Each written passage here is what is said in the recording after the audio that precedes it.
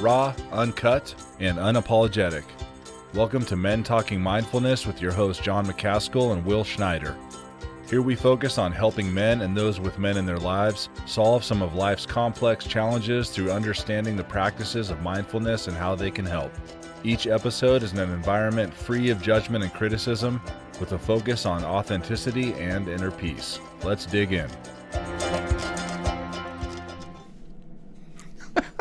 See that title over there? We screwed up. So we had Dr. Brandeis, one of the authors of this epic book, The 21st Century Man. It is not a novel. I mean, look how big this damn thing is. It's fucking huge. It's a monster of a book, but it covers a hell of a lot of information. I mean, the full title is The 21st Century Man, Advice from 50 Top Doctors and Men's Health Experts so you can feel great, look good, and have better sex. I mean, who doesn't want all that, right? So now we screwed up because we scheduled Dr. Brandeis back in May. And we sent a confirmation email earlier this week, and they did call us. They called and left me a voicemail, which my friends Andy and Karen and Teresa, who we were just talking about voicemails and voice memos and how much I hate them because I rarely check them. Anyway, they sent me messages this morning about, hey, you need to check your voicemails more often. And sure enough, what was sitting in my voicemail, we checked this morning, and the doctor hadn't joined, and so we called. And what had happened, they called and left me a voicemail saying he wasn't going to be able to make it. So here we are, Will and I, to admit that we screwed up because we scheduled this event and the doctor was not able to make it. The doctor is out. The doctor is taking care of patients. And I gotta own this too. I sent the invite only like 4 or 5 days ago instead of months ago. So, and we're learning. I mean, this is a great exercise in us doing the best that we can, us like continually finding our way and what it takes to produce effectively a live show. We obviously missed the mark on this one, but we're going to have Dr. Judson Brandeis on again because I really am enjoying like this. This is like I feel like this book. I'll show it again. Is going to, where is it right there? Is kind of like a Bible in some ways. 50 different authors, like they cover so many different things in this book, and even from sex to sexual health to he even has a trial going on to elongate penises. So I was even going to talk about that a little bit and just find out is this a real thing? But there's food, addiction, exercise, making life fun, mental health, relationships, sexual healing. I mean, the journey, preventative maintenance, like the list goes on with this book. But here we are, no guest. Yeah, I know. No guest because off to the side on my text messages, I got a text from one of my buddies, Jason. I guess he gets a notification when we go live, and it says, "Listen, man, I love you, but I'm not having sex with you." Because the title of this on LinkedIn was "Feel Great, Look Good, and Have Better Sex," and then it says it says "with John McCaskill." So have better sex with John McCaskill. Exactly. Yeah. Let me see let me see if I can pull this picture up real quick. Well, we're live. We're here. We've carved out time today. So if you'd like to maybe drop a question into the chat, about men's health or maybe how we access health, go right ahead. I mean, we have some time if you want, John. We maybe play with some questions. Let's play with some questions. Why not? But let me see if I can pull this image in over here real quick. Hang on, this is freaking hysterical. And I see Robert over here. He says that's exactly what I got too. The have better sex with John McCaskill. Yeah, exactly. Yeah, I'm gonna have to make sure I check the way stuff is written in the future. I guess this is bound to fail today. I guess. Yeah. All right, let's see. But we're learning. Here we go. Can you see that right there? Feel good. Yeah. Feel great. Yeah, there you go. Look good. And have better sex with John McCaskill. With John McCaskill. Perfect. Classic. Perfect. Oh man. Can't help but laugh. You got what is it? raw, uncut, and unapologetic. Absolutely right? unapologetic. So, right. I guess Hey, in this particular one, we are apologizing a little bit. well, I mean, hey, you got to own up. I mean, I think there's not like we don't never say sorry. I mean, that's like, I mean, that's awful. Yeah. I don't think there's any value in any of that. I mean, I mean, it talks about toxic masculinity. Right. Exactly. Like the ones that don't apologize are the ones that are, screwing themselves and screwing a lot of other people over as well. But Hey, we got a question. We do have a question here. Let's see. Great. Let's jump in. Yeah. So the question is, how are you getting on with your cold water time in that barrel after your SEAL days? Yeah. As you remember your training. Let's see. I think that's the end of the question. Let me check this out. What happens there? There's the question.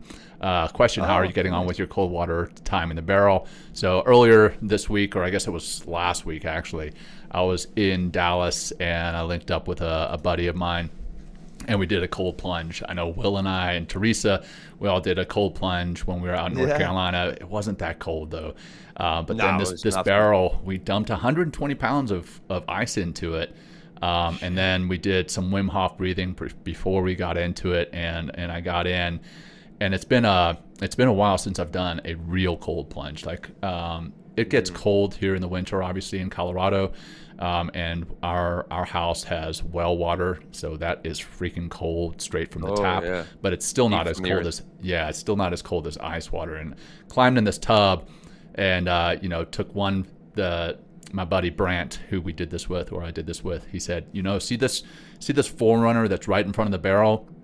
When you crawl in, try to blow that forerunner away. And that's what I did. I crawled in and I just went. And blew one time as hard as I could, and then I relaxed, and then I was able to be fine.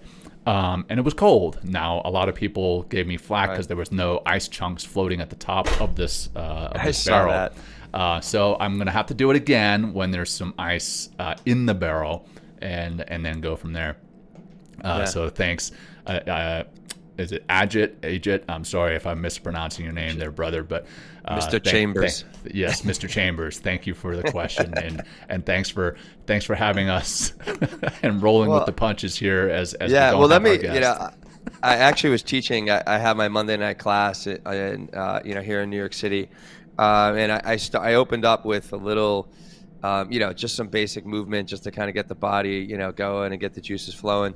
And then we did like the entire 11 minutes of the 3 rounds of the inner fire breathing and the breath holds and stuff. And, I had a guy, after class and just that, as we're kind of closing class and everyone's laying in, the final resting posture, Shavasana, I mentioned the recipe again and what the recipe is. It's like 30, to 40 rounds of that, right, just deep breaths, belly breaths in and easy breaths out. You're right. Then the breath retention for at least I'd say at least 45 seconds, emptiness, or a minute, going up to like a minute and a half, 2. And then the inhale you fill and then hold for 15 or 20 seconds and repeat. Then and then I was talking to this younger man, Danny, his name was, and he was really encouraged about trying the cold plunges. And he goes, I've tried it and I just freak out. I just really, and this is I think a cold shower. He was not even a cold plunge, which is cold showers are pretty brutal too, man. I fucking like the cold shower. I just took one before the show, so I really I really wake up, and I'm ready because my body has kind of been shocked alive, if you will. One thing, like you said, John, when, so if you're looking at different tools and tactics and strategies in order to, feel more of that cold and be in it and be with it instead of enrolling in your body's natural freak out when you plunge yourself into 30 or 40 degree water. It's that breath. You exhaled out. What I do, and I learned this from who's the guy that we had on about cold plunging? He's an EOD guy. Josh. Man, I'm forgetting Josh's last name right now. Which sucks because he's a friend of mine, but I can't remember his name. Josh Dunce. Yeah, Josh Dunce, great. Yeah. I love that guy. Good. Yeah, I mean, great. really, I want to hang out with him. He had mentioned, he goes, one of his techniques that, and I started to utilize that technique is, before I go in, I do 2 things. Sometimes I'll put my hand in the water first just to kind of get my body and mind prepared for the cold and just the experience. And I take a deep breath in, and then I step into the cold shower, and I don't exhale until I control my exhalation. Instead of like, because if you get in, like when you're really, shocked like that, right. you're like, you just can't recover because your heart rate is expanding, your mind's exploding, your body's freaking out. And it's really very challenging in such an intense situation to shift into more of that, like kind of calm and rest and digest part of our nervous system. So right. that's something that that has been really helpful for me with the cold, for sure. Yeah. A piece that I didn't know much about. I mean, I know a lot about the vagus nerve, right? The vagus nerve is like the switch that controls your parasympathetic side of the nervous system, which is the rest and digest side, calms us down. But by putting, like when I got in that barrel, I was up to my neck here, but I wasn't getting my vagus nerve, which is right here, in the water. Yeah. And Brant was like, hey, put your head back, kind of get that vagus nerve into the cold water. And yes, it's painful, but when you do it, it does activate that parasympathetic side. And it's kind of like a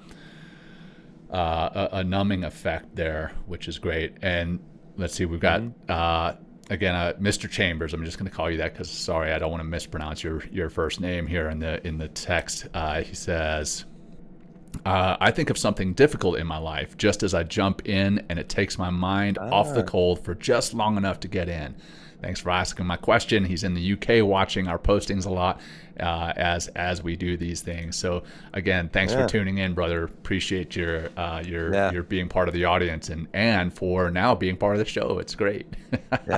Yeah. When I get it, so I'll have a Friday opportunity to go jump it, go to the bathhouse here in the city, and they have a cold plunge. It's usually 2 weeks ago, it was like 42 degrees, which was great. It hasn't been that cold in several months that I've been there. Coldest I've seen the bathhouse plunge is 37, which is every degree. It's like, oh my God, next level. But what I do is I go in, right, and that first minute is really challenging because I'm not, cold shower is different. Cold plunging, a complete submersion of everything but your head is really challenging. But what I do is I'll go in. That first minute again is challenging, and then I kind of like to get into that vagal nerve and more of that parasympathetic process you've talked about. It's like a big fuck you. I just get in and I just go down right to my chin, right? And I'm just sitting there and I'm like, yeah. And then it's like I usually stay like 3 or 4 minutes. First usually 3, and then I do a second plunge later on after like coming out of like a 200 degree room, the sauna. Right. So I mean, I mean, maybe we could talk just about our experiences with the cold, because it's really helped me, when life's getting difficult and challenging, and I can take my breath. I know how to get to calm. It's a fantastic self-mastering tool for sure. So yeah, I don't know what it's teaching you, John. I think self-mastery is a great way of putting it there. Anything that takes effort and discipline, anything that isn't going to kill you, that tests your resolve, right? I'm not meaning for people to go and put themselves in harm's way or injure themselves trying to improve their grit or their resolve or their effort and their discipline. But things that are hard to do, being in cold water is one of those. That takes effort and discipline to do that. It is going to improve your grit. It is going to improve your discipline. It's going to improve everything that you do throughout your day, as far as you can, when you mentally get through that, things that are hard that come your way, you're going to mentally get through those other things through knowing that you've done something hard right off the bat. But over and above that, I mean, like we've talked about before, on the cold exposure episode, there's all sorts of physiological benefits. One we just talked about is activating that parasympathetic. I mean, initially you're going to activate the sympathetic side, right? There's going to be a fight, flight, or freeze, quite literally, response, and you're going to want to jump the hell out of that thing. But then you can start to activate the parasympathetic by getting into there and staying there and breathing, noticing your breathing, focusing on your breathing. But then once you've done that hard thing, what else is happening physiologically? You can change the white fat in our bodies to brown fat. Adipose tissue is called. Yeah, brown right. adipose tissue. Yeah. That's right, which is great for being able to handle the cold, but it's also help me out here, Will, but I think it burns calories more. Yeah, it's more energetic. Yeah, it actually fat. moves energy through your body even more effectively. Yep. Yeah, it is almost like you're putting a layer of insulation on, or developing actually a layer of insulation. Right. Because the body responds to stress. And go ahead, John. Yeah. Yeah, I mean, recently, one, the cold plunges that I do, and then the fact that I live in Colorado and I'm kind of getting used to living in the cold. It changes how you handle that. And I was recently in North Carolina, and we were doing this event, and showed up early in the morning at probably, I don't know, upper 40s, lower 50s. I was out there in a t-shirt, and everybody else was bundled up. And I was like, wow, my body has changed to accept and adjust to the cold. So there's definitely something there. But yeah, I mean, I guess we don't have to make this whole show about cold plunges, but there's definitely value in that.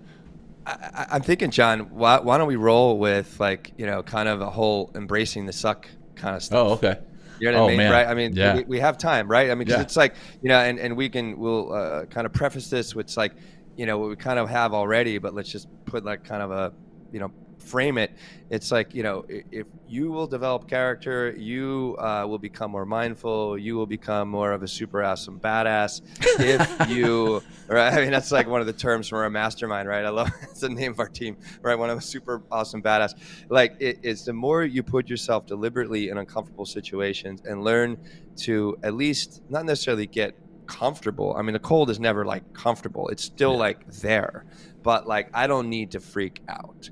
And there's a lot of things. We actually work with, I'm still teaching with Dr. Seth Hickerson, and we have, his Mind Steady Mind program, and he has many different ways throughout these 9 modules that you work with, that he's constantly trying, embrace the suck again. So it's just like, challenge yourself, get uncomfortable with, and get out of your comfort zone essentially. And then develops, like you said, grit, resilience, character, self-mastery, and it actually helps. It forces you to implore the skills and practices of mindfulness, right? Whether that's breathing, whether that's, exercising your body in some way, whether it's like visualization or affirmations or whatever other skills is required in those particular circumstances, that's like, and then that's going to show up. You're like, how you do anything is how you do everything. So, if you're constantly seeking comfort, like comfort crisis, with Easter, right? Or if you're like not constantly seeking, not like being a maniac, like it's nice to have some,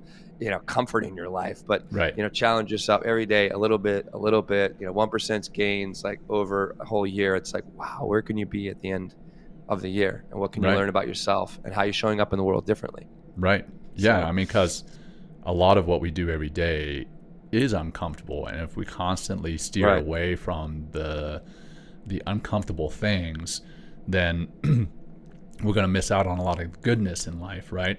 I mean, here's an example that pops to mind, right?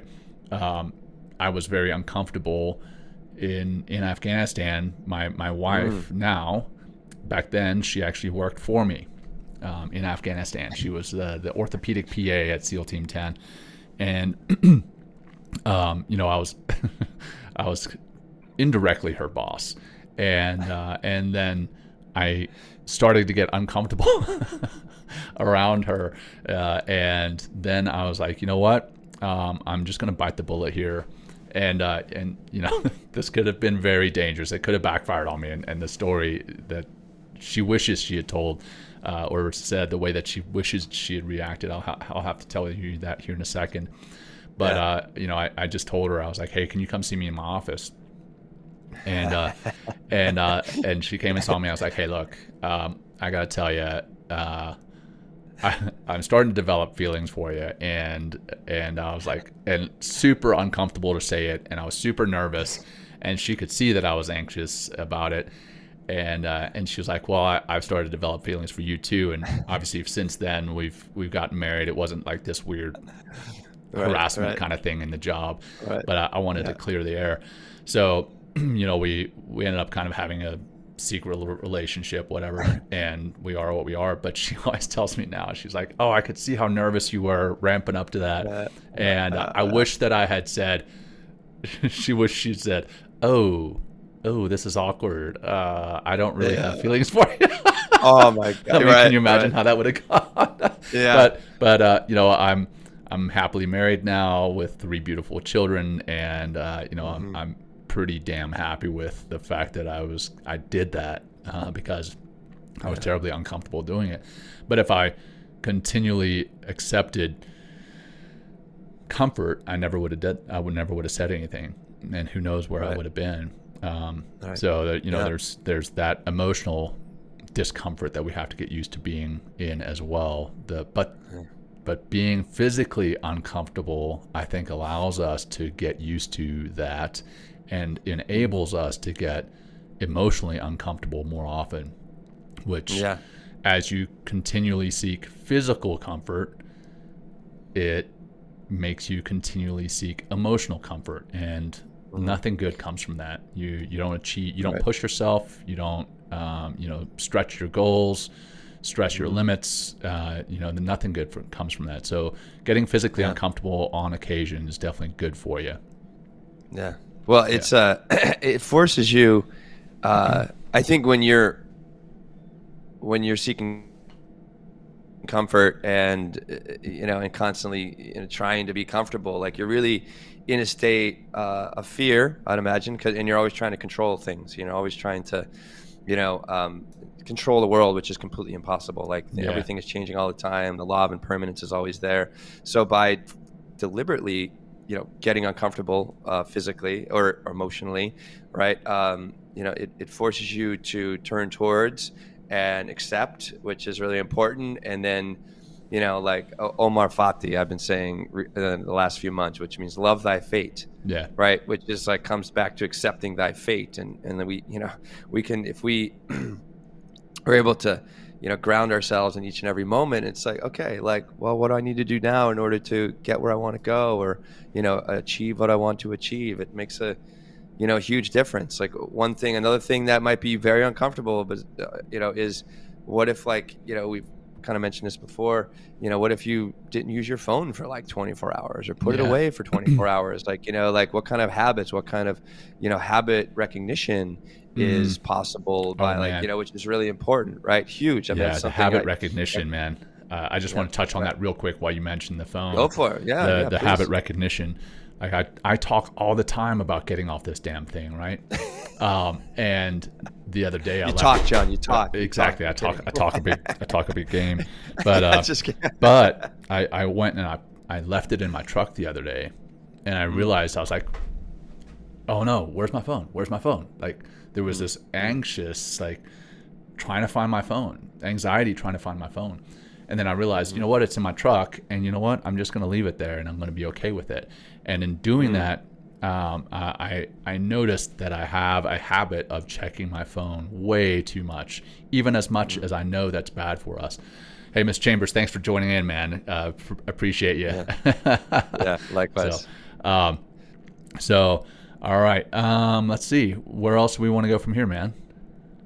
Well, what's some other way? I think we're just going to call us "Embrace the Suck" episode. Yeah. You know, what are other ways? I'm uncomfortable right now because I'm like, where do we go from here? How do we salvage this episode, right? And that in and of itself is uncomfortable. But hey, here we are. We're doing it, and we're embracing the suck. So how else can you embrace the suck? I mean, this right here is rolling with the flow, right? How uncomfortable is rolling with the flow and not having a plan? I mean, we called the good doctor and his assistant right before, and she was like, "Oh yeah, I called on Monday," and Will and I were like, "F, man, what are we gonna do now?" And we're like, "Well, we could, you know, upload an old episode, or we just roll with it and see what happens." And here we are, and having fun. It's uncomfortable, but we're having fun, and we're embracing the suck, and we're gonna see where this goes. Who knows? It might be our worst episode ever. It might be our best. It might. No, it's definitely not. We've already had our worst episode ever, John. We've already had it. Oh yeah, we won't name it. It's not gonna go. But I think we know which one it was. we definitely do. But what about, maybe we can pick up different opportunities to embrace the suck. It's like, if you're suffering with social anxiety, what is a way that you can kind of gently step into? So not like, like speaking in front of 2,000 people, Right. that could definitely eradicate some of that, but can maybe scare you so far back into your mind and into your body that you might, never agoraphobia. recover. Yeah, agoraphobic, right? Yeah, just become agoraphobic. But like, what if you suffer with social anxiety? It's like, what are some simple steps that you can take in order to overcome that? Yeah. Well, I mean, I guess a way to start is, I was just talking about getting off your phone, but maybe start to put yourself out there a little bit on social media, right? In the special operations community, social media is kind of poo-pooed upon, and we don't want everybody to see our faces or know who we are, right? Because there's an operational security aspect to it, which just totally makes sense, and I fully support. So when I started getting towards the exit ramp of the military, I started to look at getting out.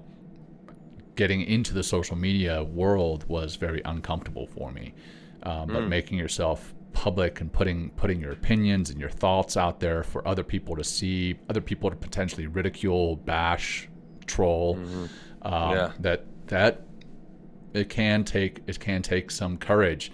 Now, I'm not saying that's the end all be all with helping with social anxiety, because it can also increase it when you put stuff out there and then you get bashed by the trolls. Right, yeah. But maybe it's a way to start. But then maybe reaching out to a few friends and linking up with them out in a public setting, and just spending some time socializing for no other reason besides socializing. A lot of what we do these days is we get together and say, hey, let's get together for coffee, let's get together for drinks, but it's a business meeting, a lot of that.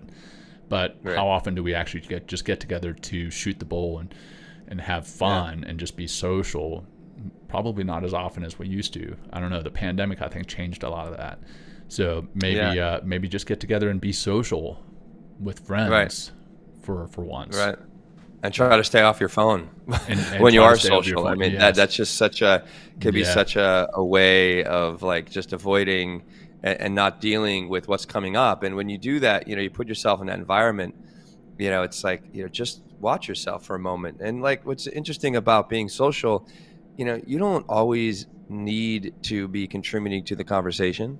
Right. I mean, I feel I get a lot of value, and I can even contribute more value just by listening. Yeah. Just by simply listening and, just picking my spots. Like I don't need to talk or share all my ideas. I might have a lot of them but I do like to be part of the conversation. But sometimes it's just, just sitting there and listening. And then when you really have something to say, it comes from a place that, like whatever, I maybe want to help somebody or, add, or contribute in some ways. It's like, let it come out.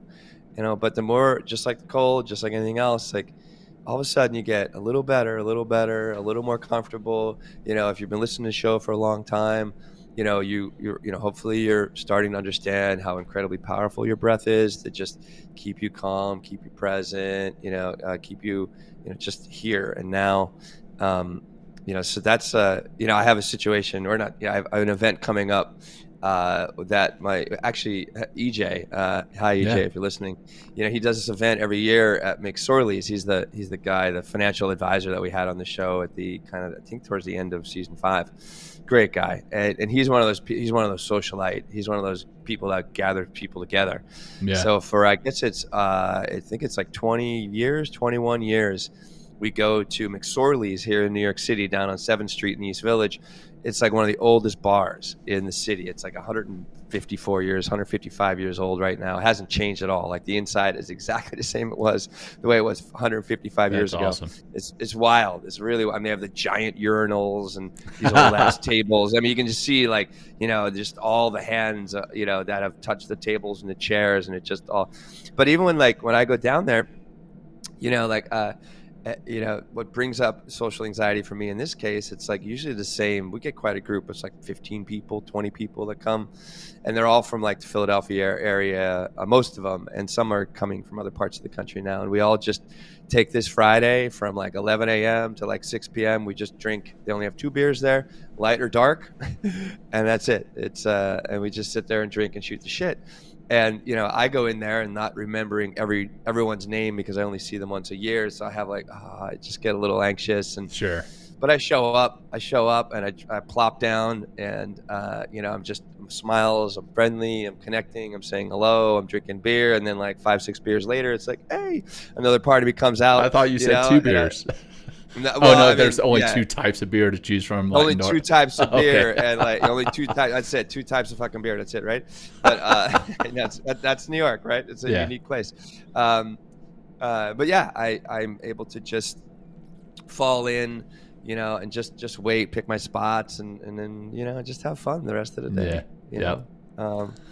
We got. What's another way? Maybe I'm going to put this. Yeah. So Scott Harrington, he says, I probably stole this from you guys, but doing the mental reframe that this suck helps me grow, therefore this suck is good, is one of the more useful tools I've found. I learned to love physical suck very young, but dwelling in tough conversations is an example. I'm currently trying to enjoy like weight on the bar.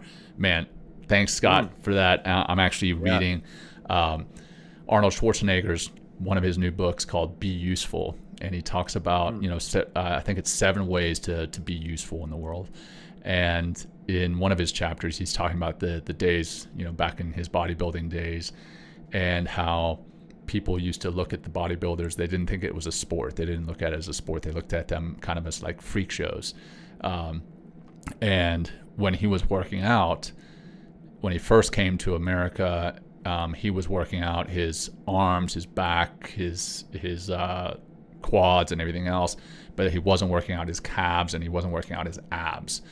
And that's what won the bodybuilding competitions in America, were abs and calves for some reasons.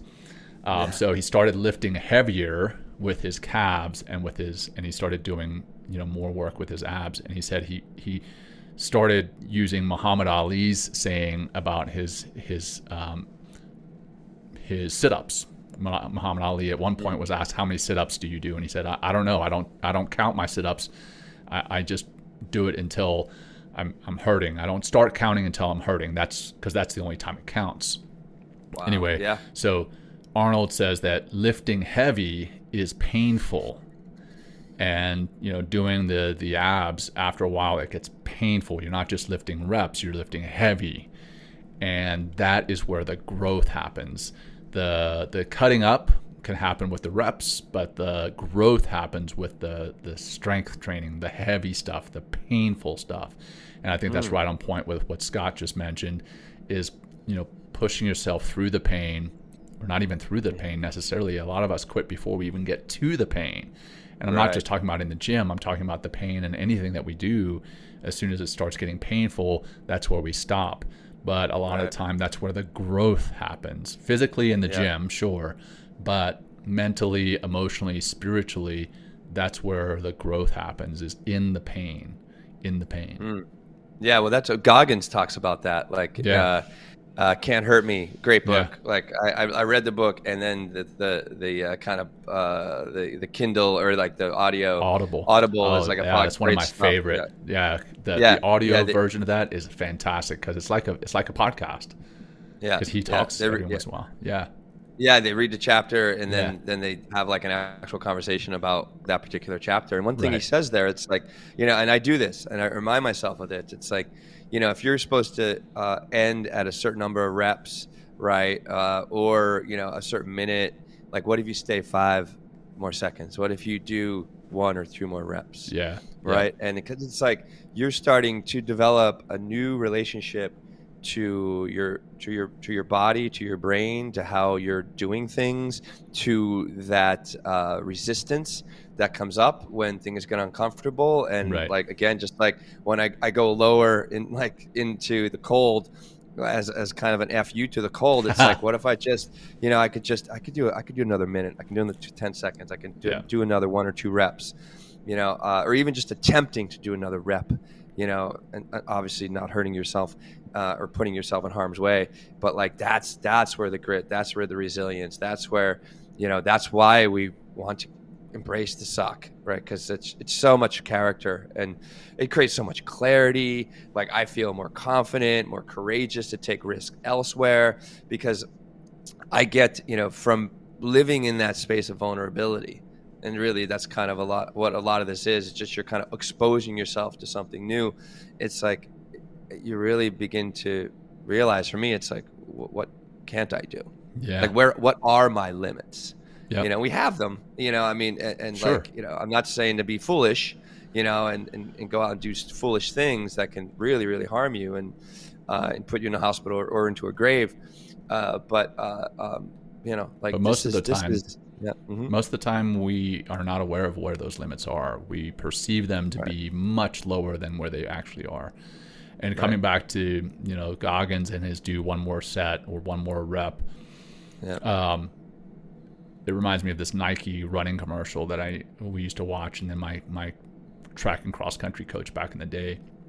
The Nike commercial, it showed this guy running in the rain, and he finishes his run, and after the run, he looks up and he says, "I like to run." The narrator says, "I like to run." I said with a smile, "I think I'll run another mile." And so he gets up and he runs another. Our coach, for the most part, we would have our training plan for the week up on the board, and we knew exactly what every day held. But then there were these runs that were called, they're fartleks. Fartlek is, I think it's Swedish for speed play, or I think it's Swedish, but I may be off on that, but it means speed play, as funny as the word sound, fartlek. And he would give the team, so it was like 7 or 8 guys, he would give us each a piece of paper, and we would read on the piece of paper, how long it was that we, as the lead, would need to run fast. So we'd be running, and then suddenly you would just see one guy take off, and the one guy would take off for 30 seconds or 1 minute, and you would have to keep up with that guy, not knowing how long the sprint was going to last. There's the rainy day, no excuses. There you go. Well, actually, I was thinking of playing it, but go ahead. Yeah, why not? Yeah, so I'll play it here in a second. So that would, you in your mind, that particular run, you had no idea how fast you were going to run. You had no idea how far you were going to run. You would just have to keep up with the guy running the lead. Awesome. You'd have to stay up. And that would push you past your limits, or maybe not past your limits, but to your limits. And man, those runs, I always came out of like, I wanted to vomit, but I always came out of very proud of myself, knowing that I had kind of reset my limit. Like, I thought my limit was down here, and now after that run, it was up here. I was like, oh, I can actually run faster and further than I thought. I'm gonna see. I'm gonna see if I can pull this method. I ran cross country too, and it was such a mental. What was it, like? It's 80% mental. Yeah. When you're running. The ice, 80%, probably 90% mental. Getting in the cold, being uncomfortable is probably 80. All of this we're talking about is literally, it's the mental game. It's the mental game. But how do you access and live and see, limits of the mind? You got to get uncomfortable, get to the, do shit that hurts. Yeah. See if this is the one, John. Let me see if I can pull this up. Let me see if I can do this. Share we're screen. Really flowing, John. No, we're trying all sorts of things out. Secondary display. I fucking love it. Let's see, Safari. Is that? I like also, John, what you're saying about that, like kind of the run, and you're literally letting someone else control that run, and you're just going and going and going. Yeah. And it's like, it was nice, but also what I like also, kind of what is coming up for me when you're saying that, is also the community energy as well. That's like a great, when I worked and had the Wim Hof experience back in Spain, like we sat for 12 minutes, 15 minutes in, I don't know how cold it was. It was probably in the high 40s, Fahrenheit, or lots of ice went in, and they just pulled up a fucking entire van of ice. And, but it was different. It was different when, and it's like, yeah, you can be, the lone soldier, or, or the lone wolf out there, trying to push beyond your limits. But when you have a buddy there, or several buddies there, like, I can't believe, like, just that energy, or just holding that space with someone else that is also kind of suffering, in the same way.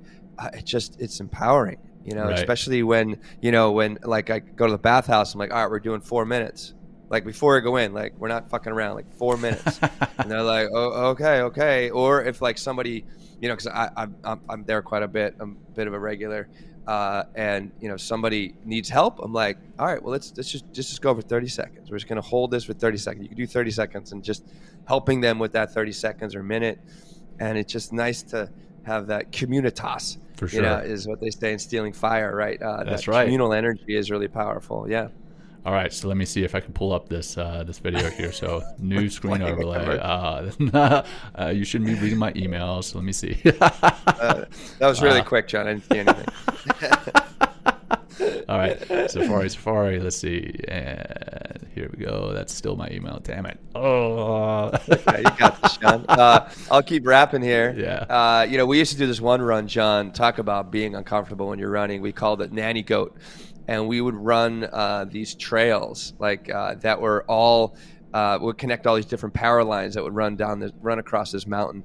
And it'd be like, it was like, what was it? It was 3 miles out, 3 miles back, and it was nonstop hills, up and down, up and down, up and down. Like, and the one day we did it, we ran 15 miles of hills the one day. Oh, man. And I remember, I don't know if Steve Hughes, if you're out there, if you're a listener, he came back, and that was the first time I saw a runner's high. This guy was man. I feel great. Like, I'm ready to fucking fall down on the ground and puke. Right. And he's like, oh my God, I feel amazing. Steve Hughes. And it was just awesome. When you push beyond those limits, right, you start to also open up things in your mind, your body, hormones that are there, right? But you only get there by getting out of your comfort zone. Right. Oh, for sure. Man, I don't know if I'm gonna be able to get it to work. It's this is it. Maybe we just play there we the audio. go. What do we got? Can you hear it? Yeah. It's all blurry. Oh, there it is. Let me go full screen. Yeah, I can't from within that. Within this app. It's a 2-minute commercial.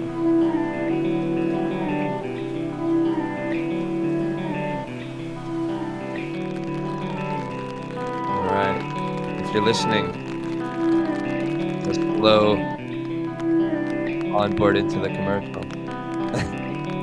Is this the commercial or is this the video? It says, I don't even know. Oh, here we go. Oh, there's something's happening here. Yep. All right, here we go. There he is. There's a man going out running. Boom.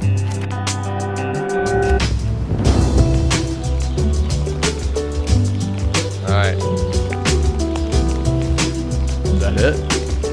I don't still know, running. John. You tell me. He's still running. He's doing suicides, it looks like. All right, maybe this. Yeah. This is a different one. All right, fuck Anyway. it. Sorry. All right, let me try. All right. Hey man, we're trying new things and embracing the suck. So there we go. Embrace Bottom the line, suck of- this guy is he's training in the rain, training in the cold, training in the misery. So we got to continue to do that. So Yeah. hey, I think we're. Yeah. yeah, I think we may not have fully salvaged the show, but we had an interesting conversation, and I appreciate those who tuned in live for Sex with John McCaskill. Yeah, exactly. Better sex with John McCaskill. That's right.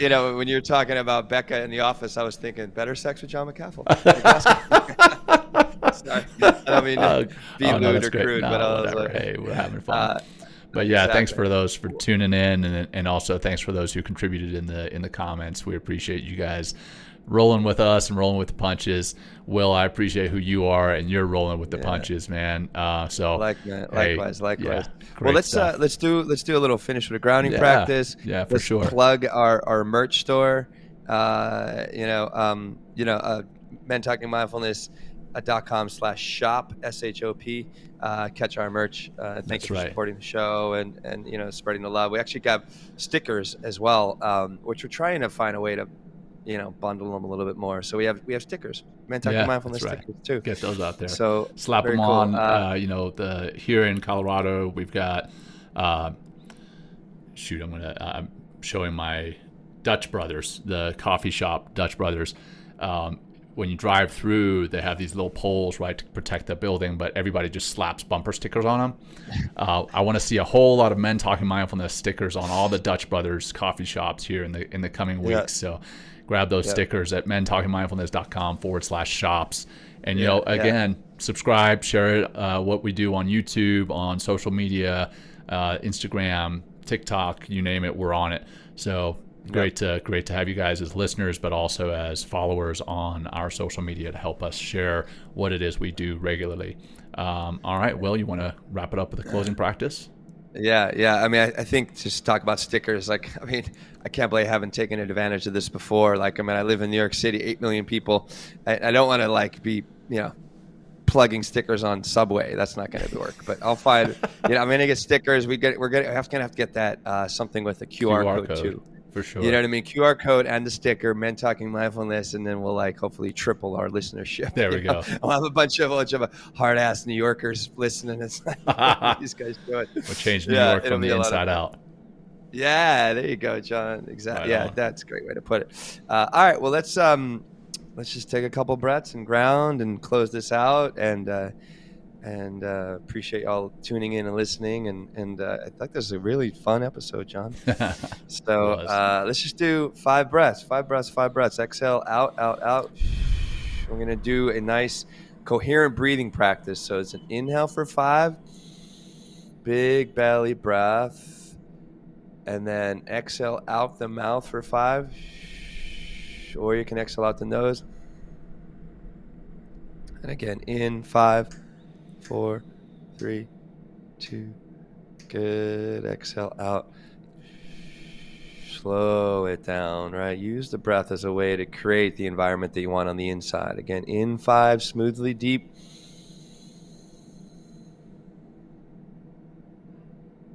Easy out. Easy. And just really take that exhale and even melt a little bit deeper into this moment. And last 2, in 5.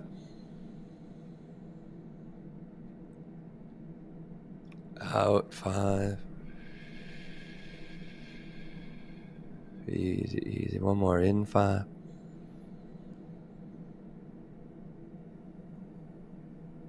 Out 5. And just take a moment in this calmed, relaxed state of being and maybe think of a few ways that you can embrace the suck. Challenge yourself in a way that is going to help create more resilience, more character, help you develop, the skills of mindfulness and develop more self-mastery and more self-control, more self-regulation. But it comes with practice and really the willingness to step into the arena of uncomfortableness.